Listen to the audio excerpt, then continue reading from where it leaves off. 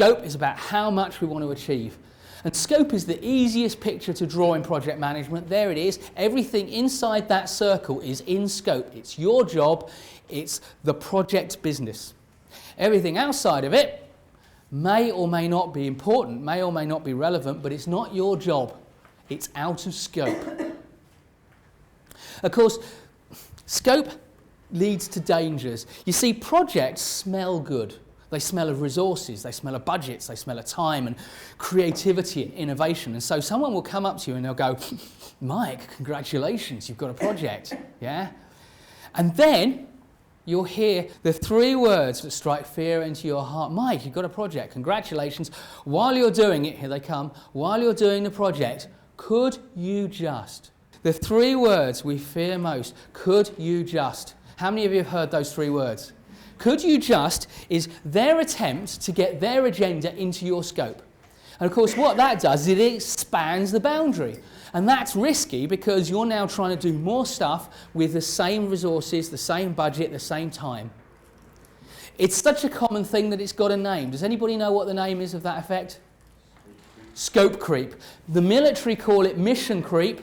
You sometimes hear it referred to as project creep, but scope creep is the commonest name. It's that tendency for the boundary to expand without getting any extra resources. And of course, if the boundary expands, you then have a risk of not being able to deliver. So we need to stop scope creep.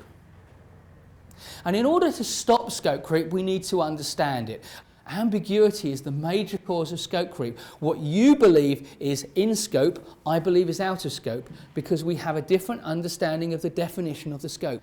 So, of course, the obvious answer is to fix it by defining your scope with precision.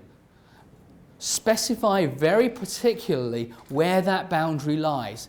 But, of course, if you're going to characterize that boundary precisely, you need to characterize it not just from the inside, but from the outside as well. You need to use all of your experience, your judgment, and the experience and judgment of your colleagues to identify those things that you could pretty much predict someone will assume are in scope, but you are defining as out of scope because you haven't got the budget, you haven't got the resources.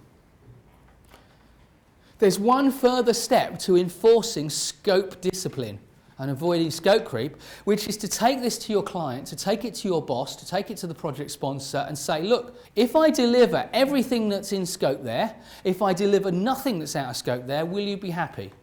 And if your boss says yes, get them to sign on the dotted line. And then, when Holly comes up to me and says, Mike, could you just, I can look you in the eye and say, I wish I could, but I can't, because my boss has told me I mustn't. Now, I know I look young and inexperienced and naive. I'm not. I have been around organisations like yours all my working life, and that's kind of longer than I care to remember already. I know there is a tendency in many of your organisations to play a game that I call autograph top trumps. How many of you play that game? My boss's signature is better than yours. How many of you have that game in your... Yeah? I know that if you say, look, I can't, my boss says I mustn't, that there is always the possibility of saying, yeah, but my boss is bigger than your boss. But even then, because you've done the work, because you have characterised that boundary, you are in a far better position to negotiate over the additional resources you need or the sacrifices you're going to make from the original scope in order to deliver that.